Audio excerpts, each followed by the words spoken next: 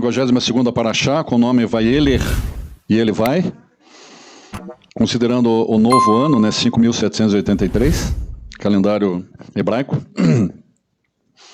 com o tema a mitzvah de Akel e o Yirat Hashem. Então, vamos abordar Deuteronômio, Oséias, Joel, Miqueias, Isaías, Romanos e demais passagens, né? Um breve resumo aqui dessa paraxá de hoje. Aí tem umas últimas disposições. Essas últimas disposições, quando Moshe ele cita no capítulo 31, ele diz: sou hoje da idade de 120 anos, já não posso sair e entrar. O Senhor me disse, não passarás o Jordão. Essa questão, quando ele comenta não posso sair e entrar, sair e entrar da onde? Da tenda da reunião. A tenda onde Moshe, não estou falando do tabernáculo, a tenda da reunião, a tenda em que Moshe adentrava nela, e o Eterno falava direto, falava muito ali com Moshe.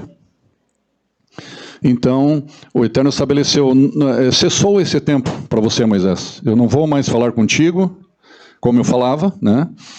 Isto é, o teu tempo encerrou. Então, esse sair e entrar da tenda, não do Mishkan, mas da tenda da reunião, da tenda em que Moisés se comunicava com Hashem, né? Era o tempo final de Moshe para este plano, né? Considerando, claro que ele foi salvo, tanto que aparece a imagem Elias e Moshe ao lado de Yeshua no Monte da Transfiguração. Item 2. A Torá deve ser lida ao povo 7 em 7 anos, né, na festa de Sukkot, que justamente essa questão é a mitzvah de Akel. A futura rebeldia de Israel, item 3. A grande preocupação do servo Moshe, ele estava muito assim preocupado com qual o destino desse povo sem ele, né? Claro, o Eterno estabeleceu outra pessoa, ele ungiu Yehoshua, Josué, né, que fosse na frente do povo. Inclusive, Yehoshua, ele aprendeu muito com Moisés, foi um discípulo de Moisés, e ele foi ungido, abençoado por Moshe. Por quê? Porque ele aprendeu, ele foi um discípulo, ele foi um aprendiz muito veraz, né? Aprendeu muito com Moisés. Então o Eterno viu que ele se tornou capaz de dar continuidade, prosseguir o trabalho de Moisés. Poderia outra pessoa não ter aprendido, não ter. E um detalhe, ele se tornou, além de tudo que ele aprendeu com Moisés, ele se tornou um estrategista militar. Ele era como se fosse um grande general, Yehoshua. Porque na conquista de Canaã, muitas batalhas que ele liderou e venceu, né? E venceu por quê? O Eterno ajudou? Claro que Hashem ajudou. Mas se você não fizer a tua parte, a gente tem que fazer a nossa parte. Por isso que o Eterno sempre ele diz assim, abençoou e ordenou, e homens capazes, quer dizer, você tem que ter uma capacidade, um dom, uma predisposição para aquilo e correr atrás, né? Correr atrás, senão nada acontece. Vamos lá. Item 4, o livro da lei posto ao lado da arca e o cântico de Moisés. Esse cântico que realmente na íntegra a gente vai ver na outra paraxá, né? Então vamos dar prosseguimento. Deuteronômio 31, de 1 a 9, justamente esse comentário, né, que eu fiz aí no serviço. Logo após sua conversa estimulante, Moshe de repente introduz essa mitzvah, conhecida como mitzvah de Akel, ou ano de Akel, né? A cada 7 anos, especificamente em 31:10, cada 7 anos toda a nação deveria reunir-se no templo e a Torá será lida por todos eles, homens, mulheres, crianças, incluindo até estrangeiros. Então isso é conhecido como a mitzvah de Akel, mas é realmente algo o que realmente, né? O que é isso? Por que isso? Por que Moisés fala de comemorar algo que é comemorado em Shavuot? Nós lemos a Torá, nós dançamos, né? Nós nos alegramos com a Torá em Shavuot, ou na festa da alegria da Torá também, né? Que é depois de Shemini Atzeret. nós dançamos com a Torá, que você faz a leitura dos 10 mandamentos em Shavuot, por exemplo, né? Então nós lembramos da revelação da Torá no Sinai, mas nós não lembramos disso em Sukkot. E por que é falado nisso em Sukkot, né? Então, vejam que tem uma ligação.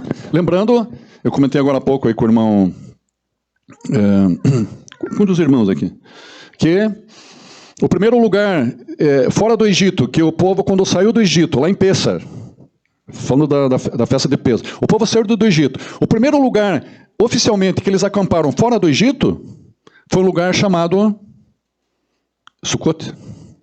Então, a Torá, ela sempre nos surpreende. Ela tem coisas, tem pegadinhas, tem coisas assim que fica impactado, assim. Então, e agora, exatamente, algo muito parecido com Pessar também, né? É comemorado a mitzvah de Raquel. O que acontece em Raquel? A mitzvah de Raquel. Para você relembrar o que aconteceu no Sinai, os dias do Sinai, da outorga da Torá, em Shavuot, Pentecostes, Shavuot. Mas não, isso é feito em Sukkot, a cada 7 anos. Vocês estão entendendo, né, a ligação que tem e qual que é a mensagem? As festas, elas não se separam. Elas são assim, ó. Por quê? Porque todas as festas é Shabat. Então tem um vínculo muito forte ali de Shabat em cada uma das festas, e as festas, elas se interligam.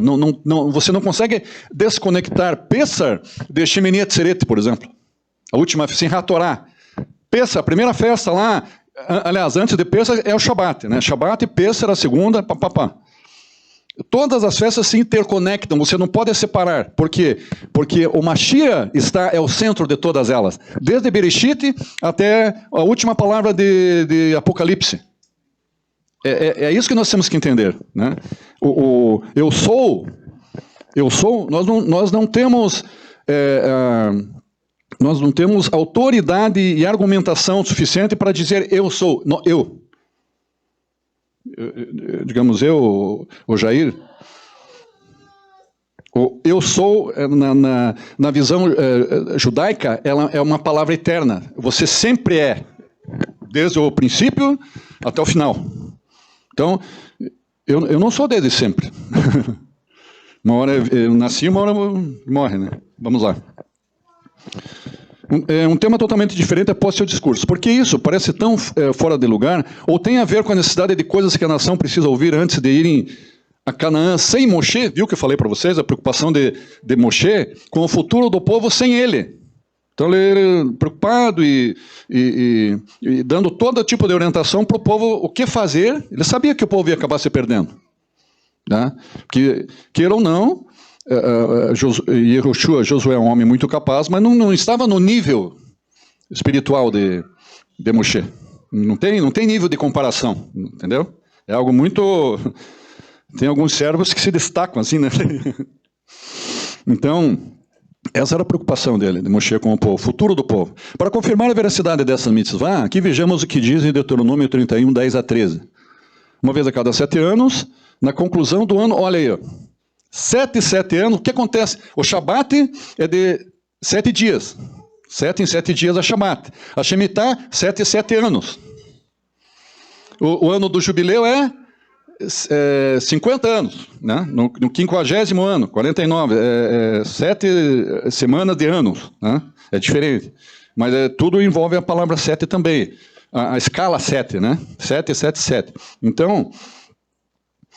o ano da Shemitah, na conclusão da Shemitah na festa de Sukkot. Então aí que a gente vê que Shemitah tem uma ligação com Sukkot. Por isso que é celebrado em Sukkot. Então essa foi uma das 3 peregrinações anuais quando toda a nação se reunia para celebrar no Templo de Jerusalém. Mas dessa vez, em vez de apenas comemorar o feriado, houve um adicional evento corrido. Preste atenção. Você deve ler a Torá para toda a nação, reunir todos, homens, mulheres e crianças. E disse Moshe, isso é para um propósito específico, para que vocês ouçam e aprendam. E vocês virão a temer a Deus, para que ouçam e aprendam. Lembrando que o Shema, quando nós recitamos aqui, proferimos o Shema Israel, em hebraico o Shema não é ouvir. Não é somente ouvir. Ouve, ó Israel, ouvir. A essência do Shema é ouvir e praticar, ouvir e obedecer. É sentido diferente quando se escreve em português ouvir, você pode ouvir, dali alguns minutos se esqueceu aquilo, né? O Shema não é só ouvir de escutar. Ele começa no escutar, passa para ouvir é algo mais profundo, e do ouvir você tem que praticar. Esta é, digamos, completude do entendimento do Shema, pela Torá e pelo judaísmo, né? Não é só você ouvir e pronto. Não faz sentido. Então, caso esse último ponto não fosse bastante claro, na frase seguinte, Moshe repete o propósito de Akel. E seus filhos, que não sabem, eles também ouvirão as palavras da Torá. Os filhos da nova geração que entra em Canaã, né? E eles vão aprender a temer ao Senhor teu Deus. Por causa disso, desses princípios, e os pais, vendo o preço que os pais dele, a segunda geração, vendo o preço que a primeira geração pagou, que foi muito alto, que pereceram no deserto, eles começaram a praticar a Torá oral. E embutir, colocar na cabeça dos filhos, olha, é sim, é sim, é sim. Meu filho, e sempre falando para os filhos crescendo, e os pais falando, e os pais dizendo, fale para os teus filhos, e peça para os filhos dos teus filhos falarem para os filhos deles também. Assim que funcionou a Torá oral. Né? Mas teve algo muito forte que gerou isso, que foi a morte da primeira geração, de toda a primeira geração no deserto. Isso impactou muito a segunda geração daqueles que entraram com Yehoshua na terra de Canaã. O princípio foi muito forte, né? Muitas vidas foram mortas, né? Perdidas, no caso. Será que eu voltei aqui? Não. O propósito dessa mitzvah, como exatamente isso deveria funcionar, leia a Torá para as pessoas e elas magicamente vão temer a Hashem? Assim, algo... não. Eu ouço a Torá na sinagoga toda semana e eu não vou embora dominado pelo medo. Espera só um pouquinho. Eu não sei se eu pulei aqui.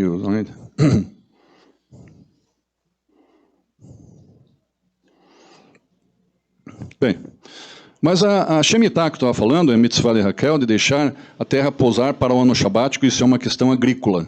É muito interessante essa questão agrícola também da Shemitah, né? O que isso tem a ver com Raquel, ouvir as palavras da Torá ou o temor de Hashem? O propósito dessa mitzvah, como exatamente isso deveria funcionar, leia a Torá para as pessoas e elas magicamente vão temer a Hashem? Não, claro que não. Eu ouço a Torá na sinagoga toda semana e eu não vou embora dominado pelo medo. Então, vamos começar aqui a parar para pensar referente à palavra medo. Medo ou temor, né? Mas talvez para entender Raquel, como funciona, como leva as pessoas a temer a Deus, precisamos entender algo mais fundamental. O que realmente é o temor? O que realmente é o temor? Como que o Eterno trabalhou ou trabalha essa questão em cada um de nós, a questão do temor. Se pudermos chegar à natureza do medo, temor, acho que nos ajudará a entender o que uma palavra nova aí, Irat Hashem, né, que é justamente o temor de Deus, tem sua essência e como a mitzvah de Raquel pode ajudar as pessoas a alcançar. Agora, vocês estão vendo que entraram mais...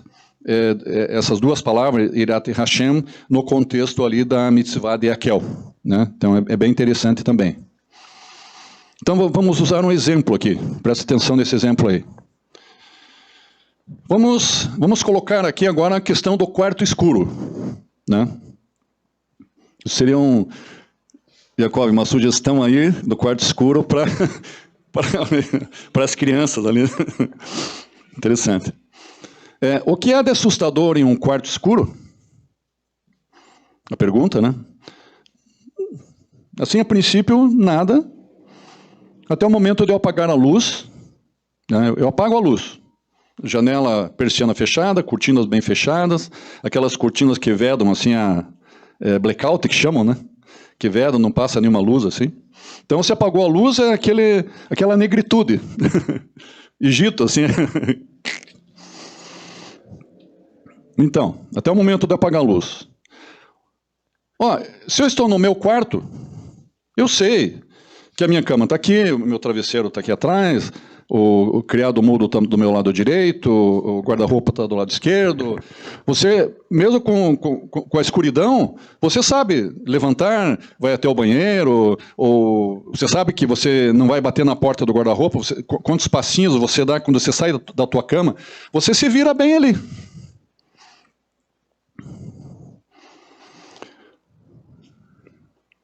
Só que daí entram outras coisas. Quando você perde a capacidade de ver, a tua mente, por não ter luz e teus olhos não estarem enxergando nada, você começa a imaginar coisas, por causa da falta de ver e a falta da luz. Presta atenção nisso aí. E quando a visão é tirada de você, a tua mente começa a divagar, e você, quando a tua mente começa a divagar, você começa a perder um pouco a noção, mas será que meu guarda-roupa estava ali mesmo? Será que não é mais para cá? Será que o criado mudo não é mais para lá? Será que você já começa a sentir uma insegurança. E essa insegurança vai aumentando, e você vai piorando a situação, e você começa até... Sem ser real, você começa a escutar uns barulhinhos dentro do teu guarda-roupa, como se tivessem morcegos ou vampiros fazendo barulhinhos lá dentro do guarda-roupa.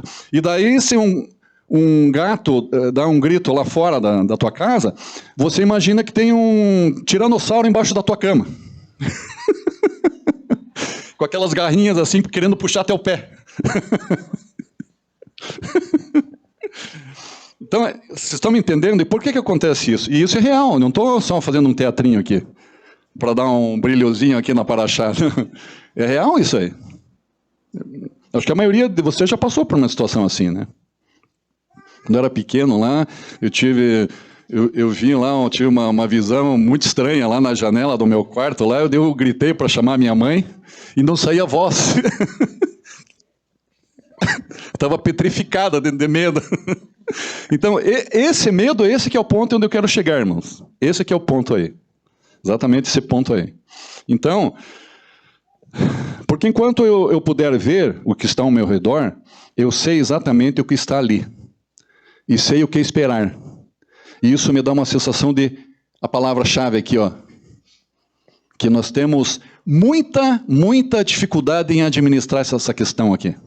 Palavrinha-chave de hoje de manhã aqui. Controle.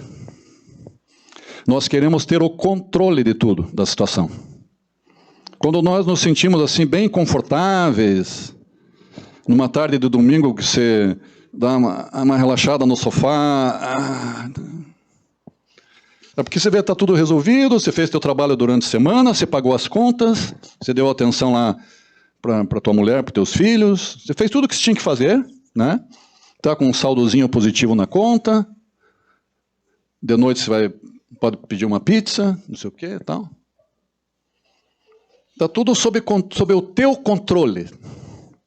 Está tudo sob o controle das minhas mãos. Então está tudo muito bem, obrigado. Só que o Eterno, ele não gosta muito disso. Ele quer que esse controle seja dele, e o controle é dele. Não que seja dele. O controle sempre foi e será dele. E nós temos que... Essa briga nossa, me dá que eu quero ter o controle, eu quero ter o controle. Não. Nós temos que largar. Largar. O que é o Shabat? Larga, solta, pare, larga. Controle é de Hashem. Pare, não se preocupe com nada. Solte, se desligue da tua conta bancária, se desligue que você tem que pagar isso, que você tem que trabalhar para fazer aquilo. Pare,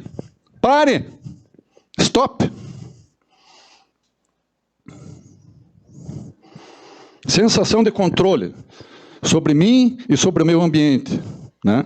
Porém, quando as luzes se apagam, qualquer coisa pode acontecer e não há como estar preparado. De repente, eu não estou mais no controle e fico à mercê das forças desconhecidas. É quando os monstros começam a rastejar debaixo da minha cama, cobras, jararacas, e os vampiros a farfalhar no armário.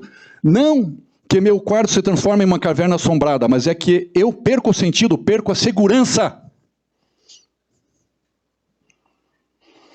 Essa experiência está no centro de todos os medos, incluindo o medo de Hashem. Porque o temor de Deus, em sua essência, vem da percepção de que não estamos no controle.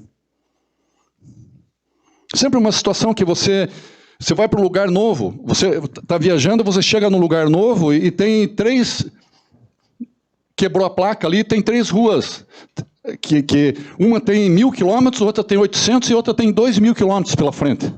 Se você pegar a via errada, você vai gastar muito combustível, muita perda, perder muito tempo, muito dinheiro, vai frustrar a tua viagem, te dá um medo, te dá um desespero. O que eu faço agora?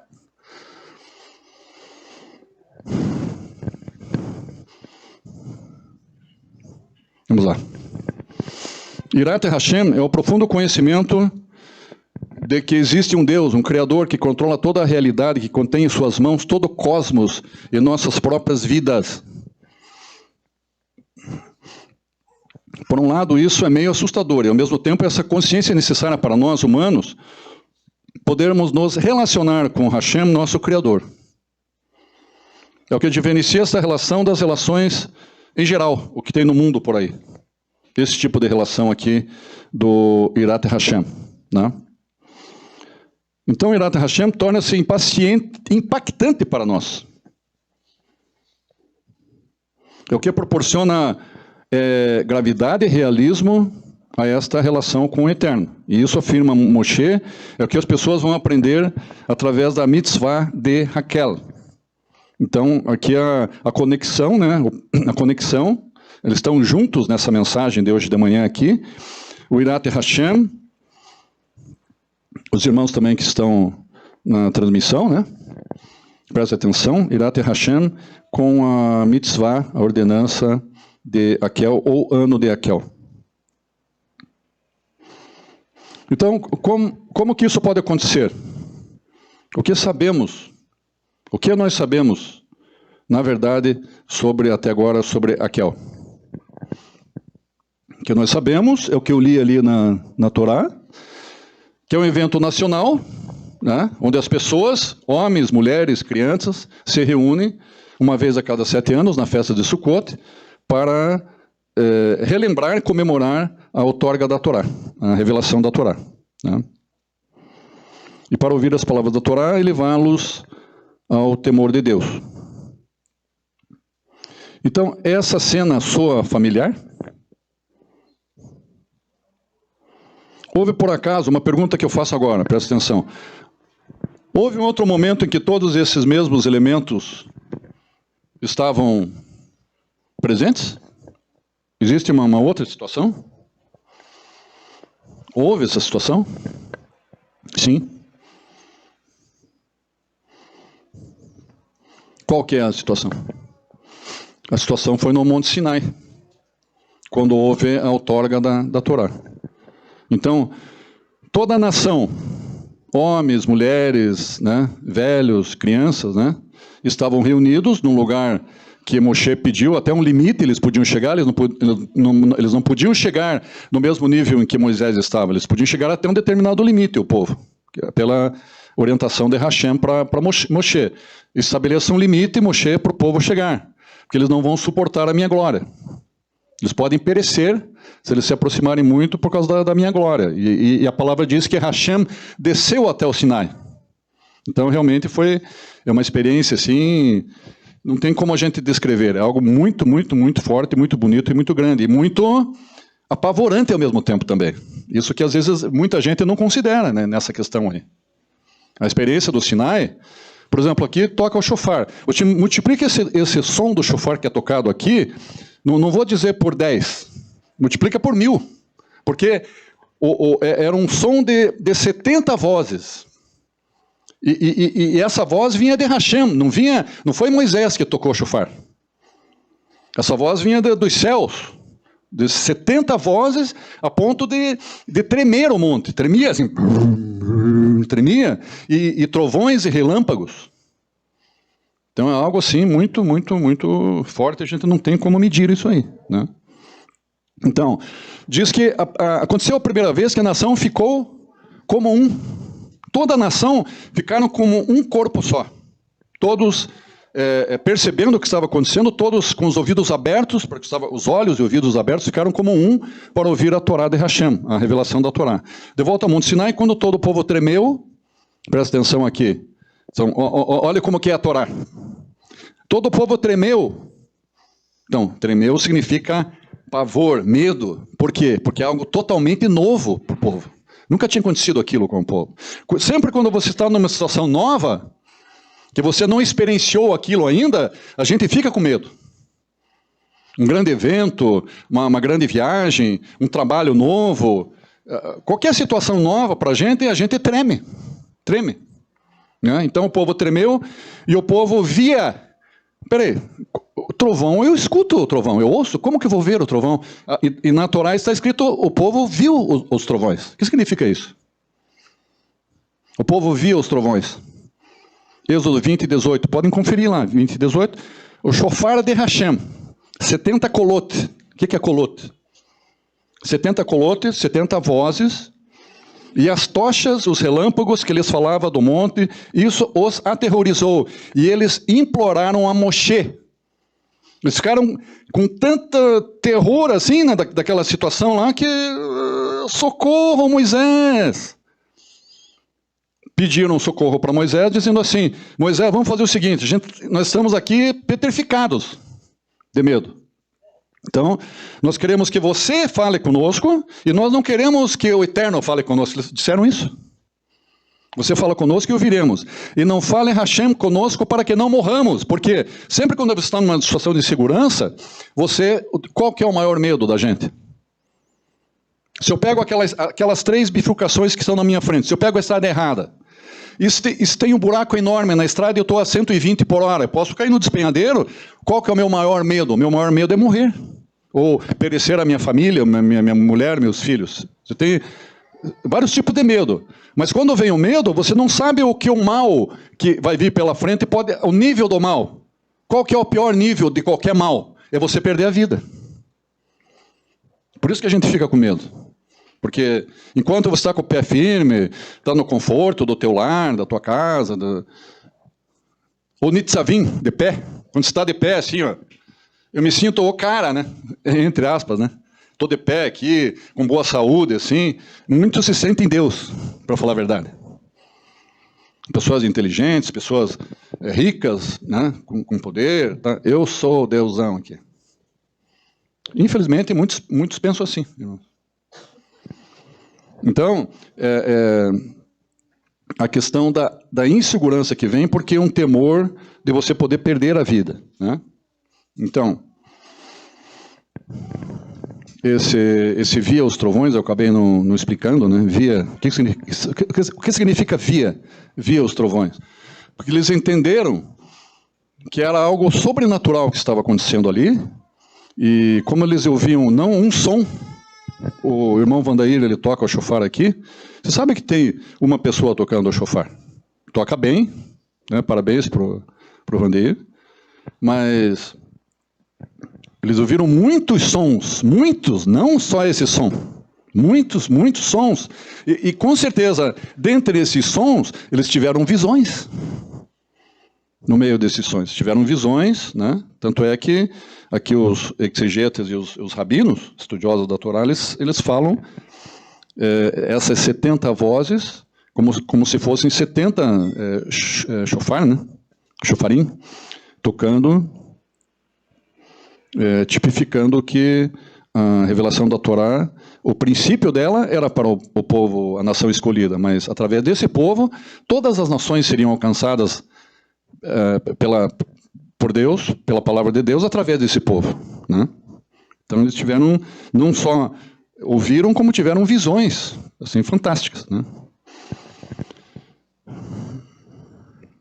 E viu o povo e tremeu. Deus estava fazendo isso para que, até que Moshe disse, não tenham medo, não temam, o Eterno é com vocês, né? Isso não é para prejudicar vocês. Essa experiência que vocês estão passando é a experiência do quarto escuro. Vocês estão sendo colocados num quarto escuro para vocês Todos esses medos que vocês têm, esses temores, vocês colocarem tudo nas mãos de Hashem, e Hashem vai abençoar vocês. Não temam. Essa foi a posição de Moisés. Não tenham medo. Isso não irá prejudicá-los. O Eterno está fazendo isso para que vocês se certifiquem que vocês irão temer a Deus. Vocês têm que passar por um quarto escuro. E todos nós, na nossa vida, passamos por um quarto escuro. O Eterno vai lá, meu filho, entra no teu quarto lá que eu vou apagar a luz. O Eterno apaga a luz para a gente. Eu estou falando isso, situações na nossa vida que o Eterno nos coloca, e Ele apaga a luz e você tem que aprender a confiar no Eterno. Ele nos coloca nessas situações, assim como Ele colocou o povo no deserto, num quarto grande e bem escuro. Muitas vezes pensamos no encontro de Israel com Deus no Monte Sinai como um momento que Deus revelou a Torá aos filhos de Israel, mas além dos mandamentos e estatutos, havia algo mais profundo acontecendo.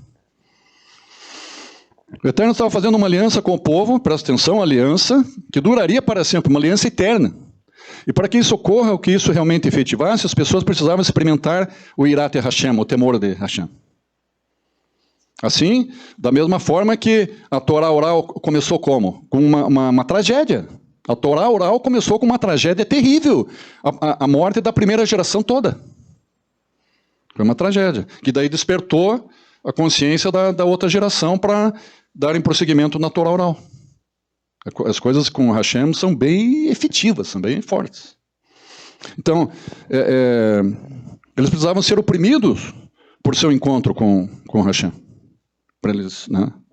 Foi tão intenso, e eles sentiram que não podiam sobreviver a isso. E Moshe disse a eles, este é o ponto. Vocês vão sobreviver. Hashem quer que vocês saibam que Ele é o Criador, está realmente no controle de todas as coisas, e Ele é que está fazendo essa aliança com vocês, uma aliança para sempre. Uma aliança interna. Então tem lá em Jeremias 31, né? Que confirma que a aliança, né? A nova aliança feita com a casa de Judá e com a casa de Roma. Com a casa de Judá com a casa da França. Com a casa de Judá com a casa da Islândia. É isso, né, Jacob?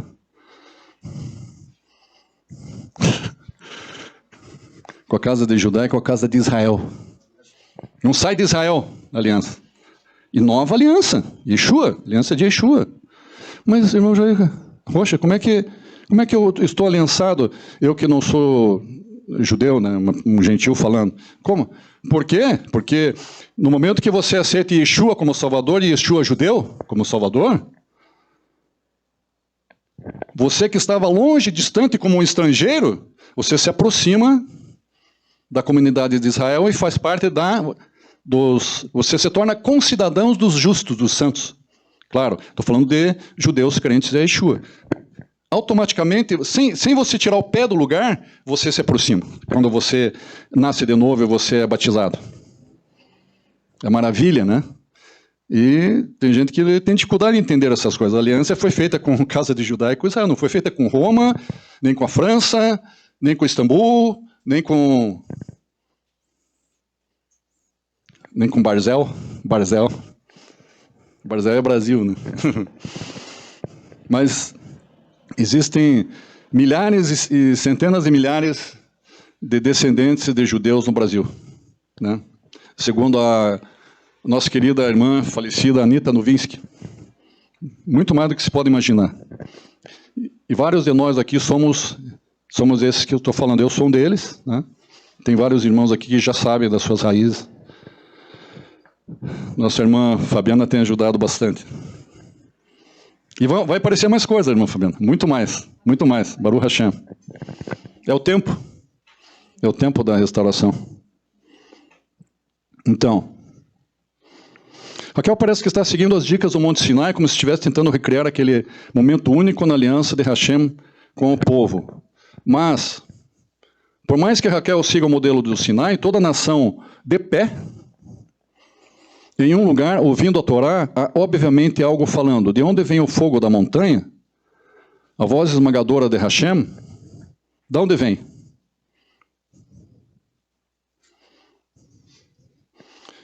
Essas são as coisas que prendem as pessoas com muito medo no Monte Sinai.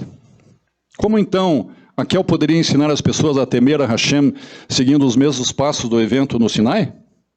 É este o ponto exatamente, irmãos. É onde Raquel entra. Ó, como então Raquel poderia ensinar as pessoas a temer a Deus, seguindo os mesmos passos do evento do Sinai? Então mencionamos, já mencionamos, né, porque Moshe junta Raquel com o ano da Shemitah. O mandamento que não tem nada a ver com Raquel, ou Irat Hashem, temor de Deus. Né? Então nós vamos ver que todos esses três elementos aí, Irat Hashem, Raquel e Shemitah, se reúnem, estão todos juntos nessa mitzvah que Moisés ordenou para o povo em 31, 9 a 13. Deuteronômio 31, 9 a 13. Se analisarmos, presta atenção, se analisarmos o que a Shemitah realmente significa, veremos que ela estabelece a base para a mitzvah de Raquel, cumprir seu objetivo e ensinar as pessoas o Irat Hashem, o temor de Deus. Né? Vejamos que a Shemitah implica... O que pede, o que ordena a Shemitah de Moisés? Né? A cada 7 anos, uma vez a cada 7 anos, todos devem deixar de cultivar suas colheitas ou cuidar de seus campos. Estou falando da Shemitah agora, não de Raquel. Para uma sociedade baseada na agricultura, imagine, você tem a tua casa, a tua família, você tem teus animais, tem galinhas, ovelhas, gado, etc. Bastante, né? Animais. Uma família grande, uma casa grande, uma fazenda, uma chácara muito grande, né? E daí você tem tudo programadinho lá, como você plantar, as épocas de plantar, você tem todo o cronograma das luas novas, quando você vai plantar, quando você vai colher, como que você vai adubar a terra, quais os produtos, tratores, um estoque de materiais e uma organização e um cronograma de atividades para você plantar, a lavoura crescer e você colher, né? Então, qualquer dia que você puder fazer isso é bênção e você ora para que venham as chuvas no tempo certo. Agora, Hashem diz assim para você, agora para, que nem o Shabat, para. Você vai parar uma semana? Não. 2? Não. Um mês? Não. 1 ano. Você não vai plantar nada. Você não vai adubar a terra, você não vai plantar, você não vai colher durante 1 ano. Vocês acham que isso é fácil para um agricultor que vive disso? Ele não tem outra renda. Então isso é Shemitah, queridos. São situações difíceis, né? Mas, ó, ali no final, ó, isso parece uma missão suicida, coloquei ali. O que as pessoas vão comer? Comerão sobreviver, né?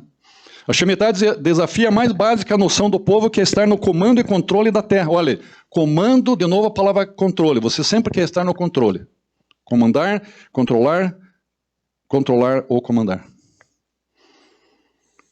O controle da terra e fazer as colheitas crescerem, né? E o Eterno está dizendo, eu cuido disso para você esse ano, não se preocupe.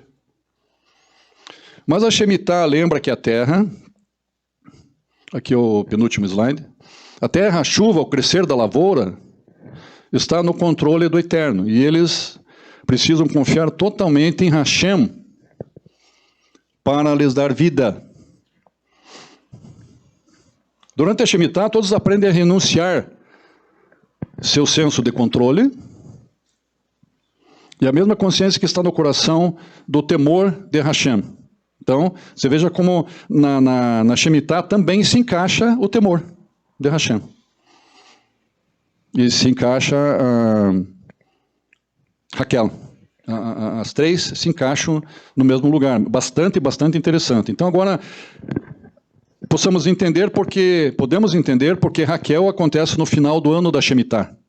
E como ele pode ensinar o temor de Hashem para toda a nação. Então, esses três pontos, essas três situações, elas se unem num momento só, num período só. Porque Raquel tem todos os elementos da experiência no Sinai, exceto por uma peça crucial. Tem uma coisa que estaria faltando ali. Qual que seria essa coisa? Que as pessoas, o contrário do que aconteceu no Sinai, aquele espanto, né? Elas estão perdendo o sentido avassalador de espanto, o que sentiram no Sinai, Eles precisam de algo para dar aquela sacudida do temor de Hashem. E a Shemitah, o que parece, é o que antecedeu a Shemitah. Quando eu estou falando Shemitah, vocês sabem o que é, né? Todos aqui sabem o que é Shemitah, que é o descanso da terra de 7 em 7 anos. Né? Eles estão se permitindo depender totalmente de Hashem para esse sustento.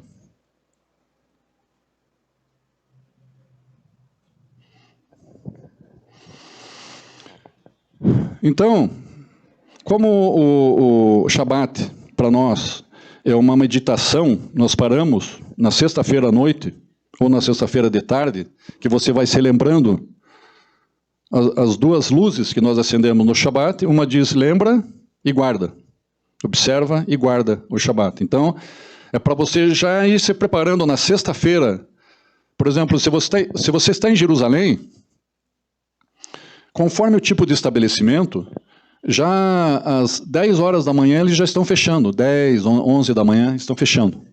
Abre cedinho, na sexta-feira, eu estou falando, não no Shabat, não no Shabat, na sexta-feira, que é a véspera de Shabat. E daí, ao longo do dia, às 10h30 fecha outro lá, às 11 horas fecha outro estabelecimento, meio-dia fecha outro, 1 da tarde, e assim por diante até às 5, 6 da tarde, vão fechando os estabelecimentos, fecha tudo, para tudo. Então, qual que é a mensagem? Aqui, para mim, o Shabat ele não começa exatamente na sexta-feira após o pôr do sol. Já é um preparo. Na sexta de manhã, para mim, já é um dia especial, sexta-feira de manhã. Já muda o semblante, assim, é véspera de Shabat. Que a Estela fica de manhã já preparando o jantar de Shabat lá em casa, ela prepara as halot de Shabat. Então, você vê que há um preparo antes do dia específico. Né? Então, o Eterno está chamando a atenção aqui para ver esse... uma meditação de 12 meses em Irat Hashem, por causa da Shemitah. Uma preparação de 12 meses para Shemitah, né? De reconhecer que há um Deus que está no controle de nosso mundo. Então, no final desse ano, todos eles reúnem-se homens, mulheres e crianças no lugar santo de Hashem para ouvir a Torá de Deus, Deuteronômio 31, 11 a 13. Então, eu coloquei aqui, não será tão dramático, terrível e assustador como no Monte Sinai, mas é para levar ao mesmo resultado. Que lá realmente foi algo muito forte e terrível e aquele espanto, né? Claro, porque era uma coisa nova, mas era a glória de Hashem que estava ali, no Monte Sinai. Então, todos eles aprenderão o temor de Hashem. Eles ouvirão as palavras da Torá com uma consciência intensificada daquele que permanece para sempre. E, aquilo que eu falei também no comentário aqui no serviço, que essas coisas todas, né, porque o Shabat, porque o ano da Shemitah, porque o jubileu também, né, o jubileu, por quê? Por causa do dia do Senhor.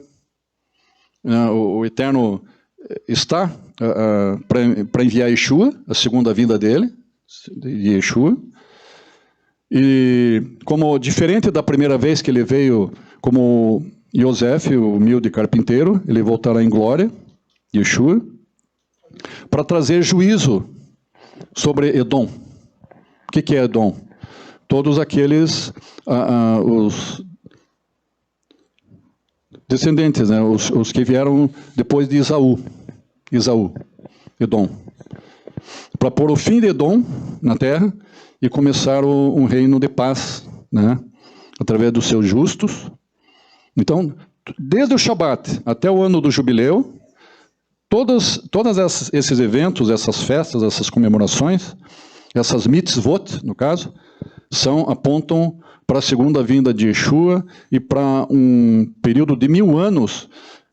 Aquele que tinha um jugo que era opresso, estou falando dos justos agora, né? Os justos que eram oprimidos, que eram opressos, que eram humilhados, né? Isso não permanecerá para sempre, irmãos. Vai haver um período, 1000 anos, de muita paz, muito equilíbrio, né? E de uma grande justiça de Hashem. Então, todos esses períodos aqui que eu estou citando apontam para o milênio de paz. Baruch Hashem. Então, abençoe a todos.